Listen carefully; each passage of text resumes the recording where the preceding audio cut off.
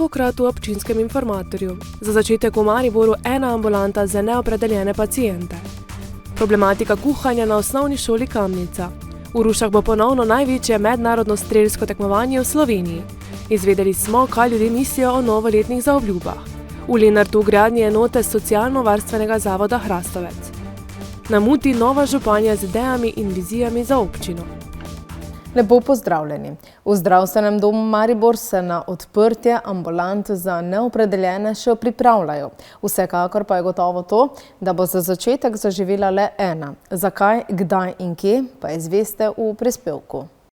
S prvim dnem leta 2023 v veljavo stopa ukrep interventnega zakona o zdravstvu. Ambulante za neopredeljene bolnike oziroma bolnike brez izbranega družinskega zdravnika. Predvidenih je 94 ambulant po Sloveniji. Kako pa bo v Mariboru? Mi pripravljamo ambulanto za neopredeljene paciente v okviru našega zdravstvenega doma na način, da bi z delom pričeli prihodnji teden. Zdravstveni delavci se bodo v predvidene ambulante po Sloveniji vključevali prostovoljno.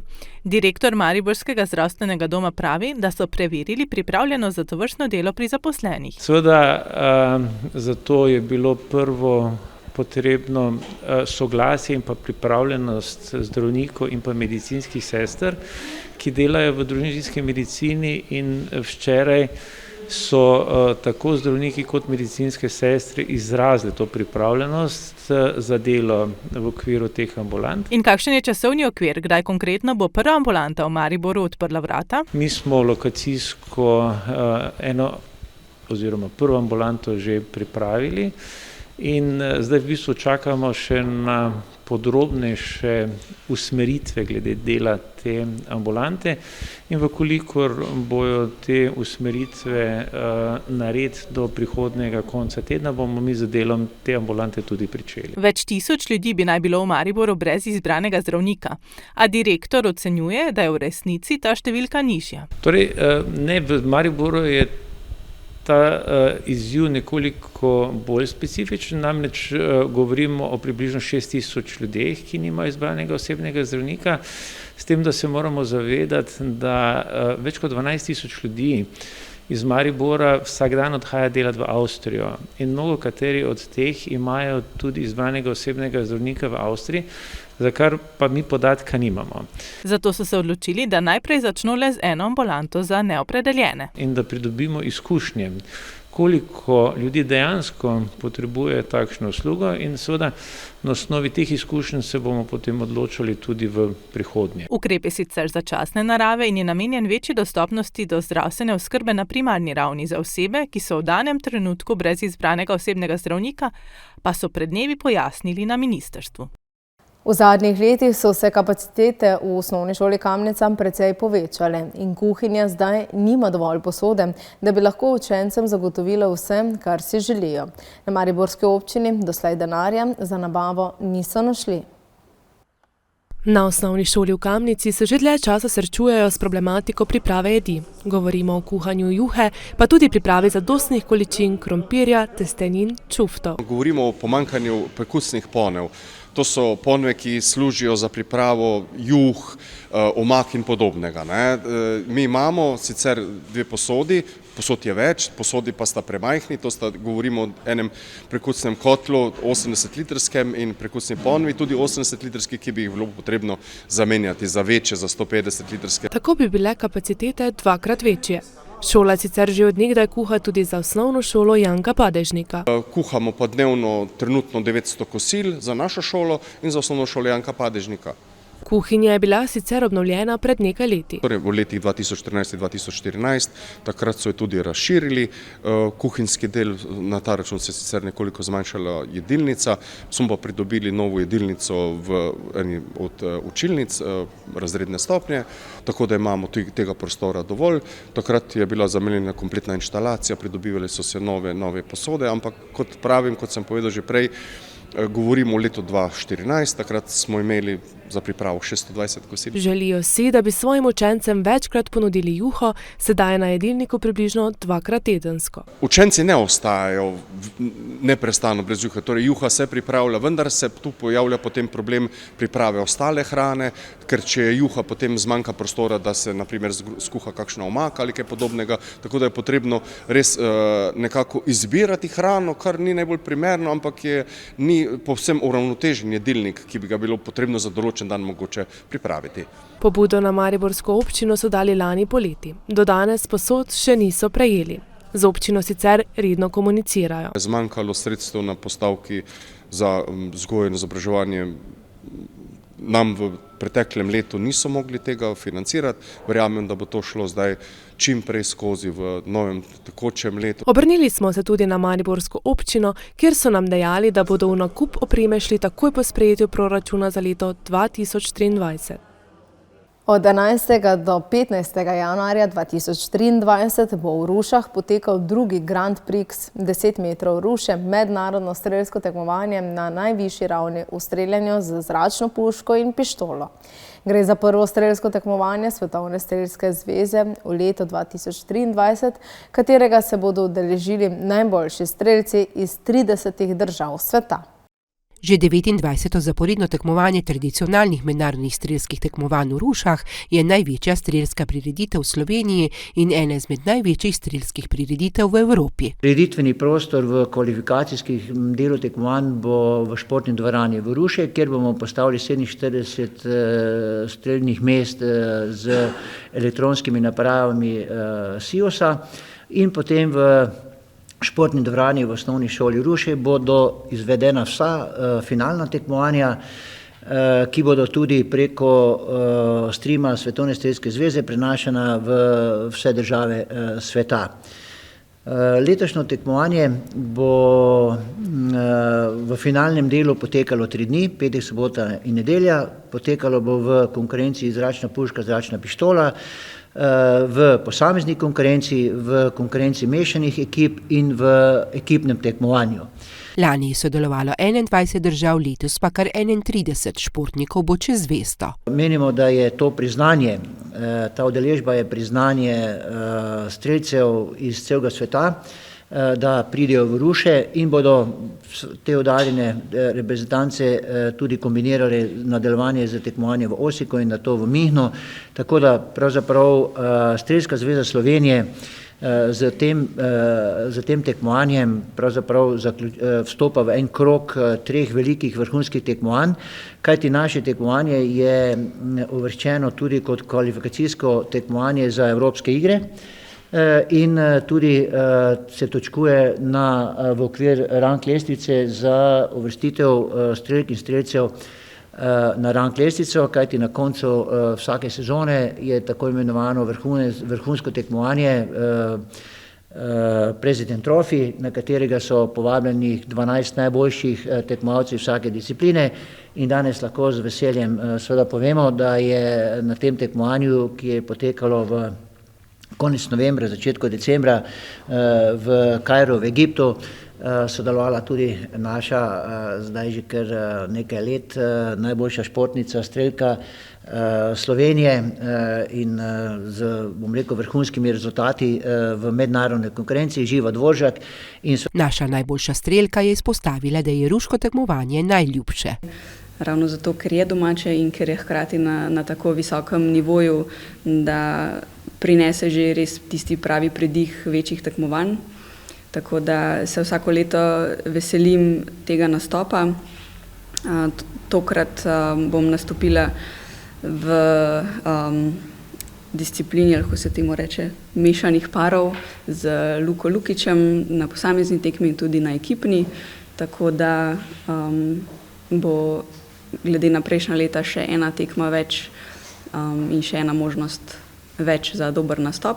Med domačinkami pa bo v Rušah na tekmovanju Urška Hrašovec. Mi je v zelo veliko čast streljati na tej tekmi, ker poznam zgodovino tekmovanja, vem, kako se je skozi leta razvijalo in pa vidim z prve roke tudi, kaj je treba za organizacijo takega velikega tekmovanja.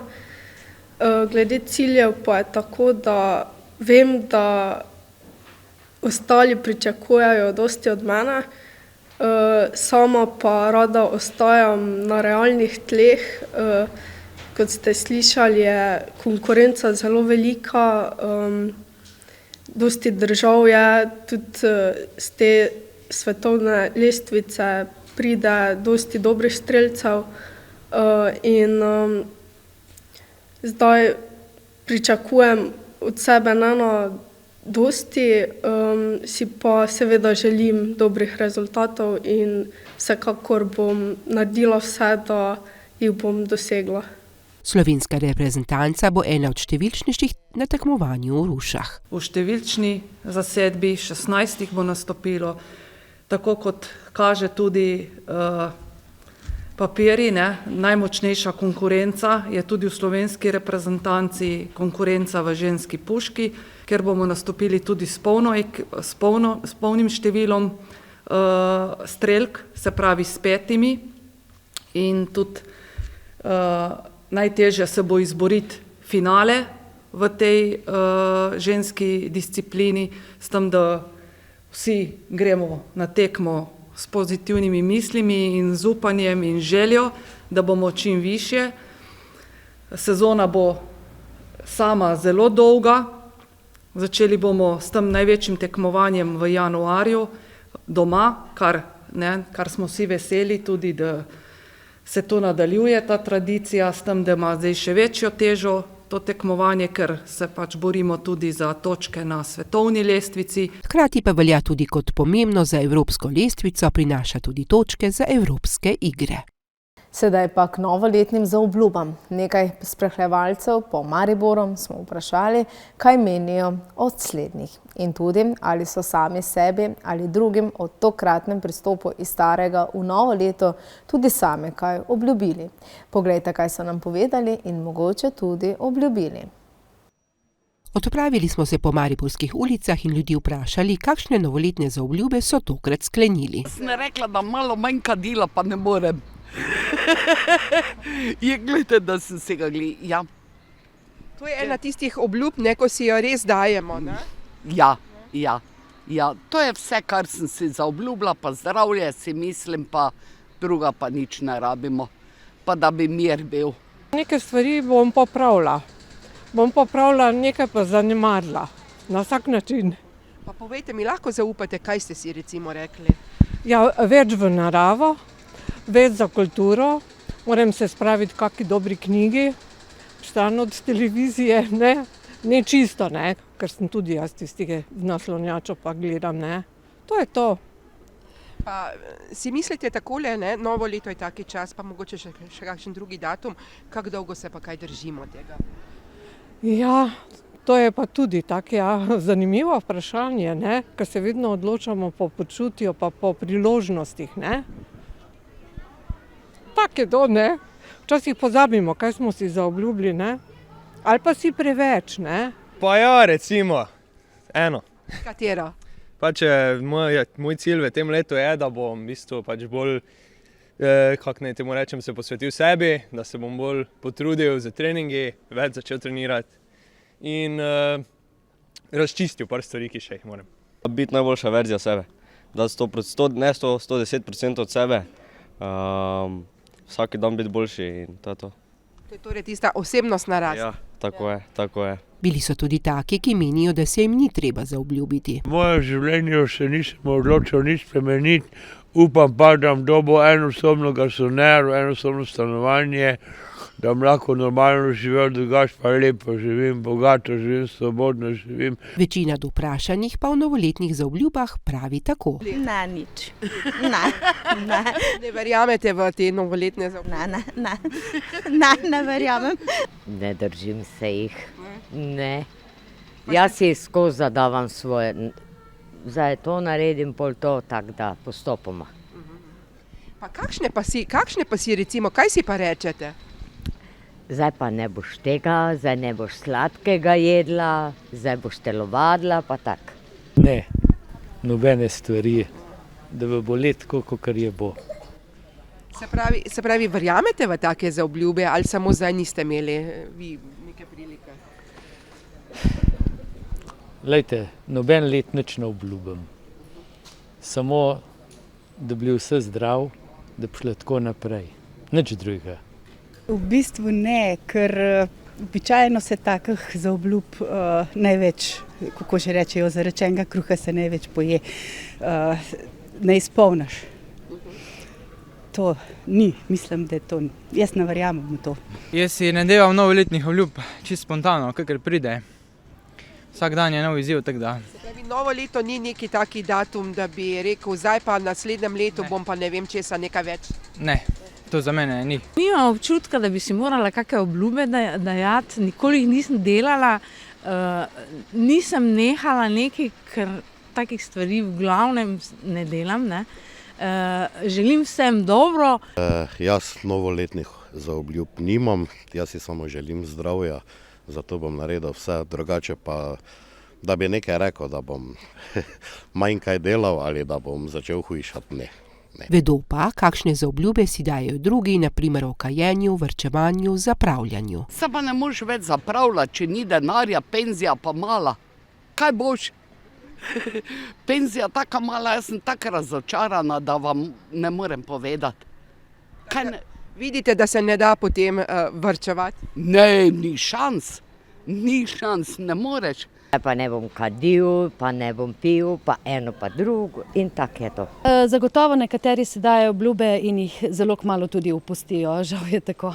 Kar nekaj pa se jih je strinjalo, da je novo leto vseeno pravi čas za zaobljube. Meni se zdi, da to sploh ni tako slabo, no? Da je fajn vsake toliko časa sprejeti neke zaobljube, si postaviti neke cilje, kljub temu, da potem, mislim, da po raziskavah nekje do 20. januarja že padajo, ne? Ampak bi se mi zdelo kar dobro, da bi se večkrat letno takšne zaobljube zastavili, tudi če jih ne uresničimo, ampak vsaj del tega pa speljamo. Ja, je. To pa res. To pa je. Praznik je taki, da si lahko zadaš obljubo. Kaj pa vi? Ste si v praznikih kaj obljubili sebi in drugim? In ali se boste na to tega tudi držali? V bližini lenarškega doma starostnikov pa trenutno brnijo delovni stroji. Gradijo se namreč dislocirane bivalne enote, kamor se bodo selili oskrbovanci socialno-varstvenega zavoda Hrastovec. Več pa v prispevku. Socialno-varstveni zavod Hrastovec v Lenartu v neposredni bližini doma starostnikov gradi bivalno enoto, v katero bodo iz gradu Hrastovec preselili 70 stanovalcev. Sem se bodo selili stanovalci, ki so starejši, težje gibalno ovirani in pa pač v posteljah in pa invalide. Celotno območje je prilagojeno za uporabo za težko pomične osebe. Celotno območje bo brez stopnic, tako da bo tudi dostopno po celotnem območju. Potem pa se v Hrastovcu, kjer se spraznijo te enote, se bodo preselili pa potem stanovalci iz gradu v tiste izpraznjene. Ne? Vse trenutno poteka po terminsko zastavljenem planu. Začelo se je lansko jesen, stojijo že 3 objekti in ostali so pa že na gradbišču pripravljene za montažo.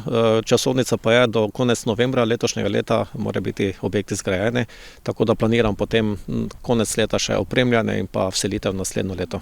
V načrtu imajo, da grad Hrastovec popolnoma izpraznijo, a gre za dolgotrajen proces. Naš cilj je, da izpraznimo v 3-4 letih grad Hrastovec, katerega bi mogli izprazniti že 2010, kar je Slovenija obljubila, ko je šla v Evropo, ampak sedaj se vseeno ta cilj nekako približuje, glede na to, da bo samo v Lenartu 70 postelj in če bo šlo tako naprej, potem vidimo, da je ta cilj dosegljiv in da bo tudi ti ljudje potem lahko zaživeli, v nekaj bolj primernem okolju. Da je bližje uresničitev tega, da bo grad služil drugim namenom, veseli tudi lenarškega župana, ki poudarja, da je grad dobro vzdrževan, saj zavod zanj lepo skrbi. To pa je za nas izziv, kaj bomo z tem čudovitim objektom naredili.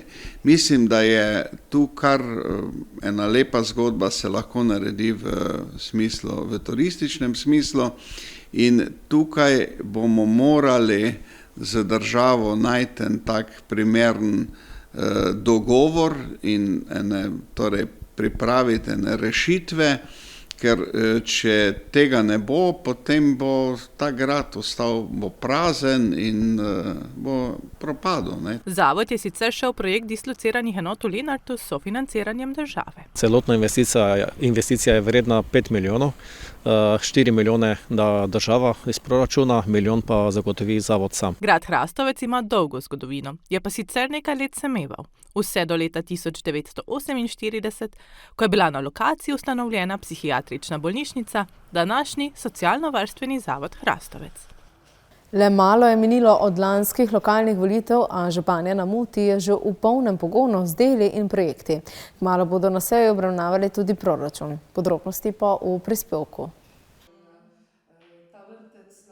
Na čelu občine Muta se je po lanskih lokalnih volitvah zgodila sprememba. Angelca Mrak je tako od sredine decembra, ko je nastopila z mandatom, v polnem zagonu. Ja, je sprememba. Ne toliko, ker sem že odprej na občinski upravi, delo mi je poznano, konstitutivna seja je za nami, kot ste rekli. Trenutno smo v fazi zbiranja predlogov za delovna telesa, za članstvo. Naslednji teden se sestane komisija za mandatna vprašanja, volitve in imenovanja in bodo za občinski svet pripravili predlog. Rok se namreč izteče danes. Županja upa, da ta delovna telesa oziroma odbore čim prej potrdijo, da lahko še bolj aktivno začnejo z delom. Občinska uprava me pozna, sodelavke so še odprej takšne pridne punce, tako da ni bilo nekega na novo dela, ampak se zadeve opravljajo z enako vnemo, še boljšo vnemo, oziroma bom rekla ne vnemo, energijo in upam na vse dobro. Županjo veseli, da se je tudi občinski svet malce pomladil. Kot sem že večkrat omenjala, smo mala občina, 11 svetnikov, vsi se med sabo poznamo, drugega poznamo, Mučani sami med sabo in stavim ravno na to, da smo domačini, da si pogledamo v oči, ko so problemi, da se problemi povejo, predlogi seveda, recimo predvolilne obljube, tako svetnikov kot mene, kot županje, sedanje in kandidatke odprej, da se proučijo zadeve, da občanom seveda zagotovimo za svojim delom, sploh pa da za svoje delo odgovarjamo, kajti vsaka ta funkcija na tej ravni, lokalni ravni, seboj nosi odgovornost. Stavi na dobro sodelovanje med vsemi svetniki, njo in seveda občinsko upravo, kajti vizij ne manjka. V tem prvem letu, mandat seveda je 4-leten, vizija sama, imamo zadolžitve še iz prejšnjega mandata in to je zagotovo pričetek izgradnje večoddelčnega vrtca pri osnovni šoli Muta. Zdaj kratkoročno seveda smo v obdobju začasnega financiranja, čim prej sprejem občinskega proračuna, predloga občinskega proračuna, ki ga moramo podati občinskemu svetu, da se vsebine nastavi tudi finančno, kar je podlaga seveda za nadaljne delo in pa pričetek gradnje našega vrtca. Želi si tudi vsebine za občane, povezovalne vsebine, koliko se da na teh vsebinah delati, tudi z društvi, povezovanjem z društvom invalidov, upokojencev, turističnim društvom, da damo tudi nekaj vsebine na v samotrip občine. Želje so tudi, da bo v teku trajanja začasnega financiranja sprejet občinski proračun, da lahko mirno začno leto z vsemi projekti, ki Muto čakajo. To je za danes vse. Jutri, 7. januarja, bo na Osankarici pri 3 žebljih potekala prireditev ob 80-letnici poslednjega boja Pohorskega bataljona. Slednje se bo udeležila tudi predsednica države Nataša Pirc Musar.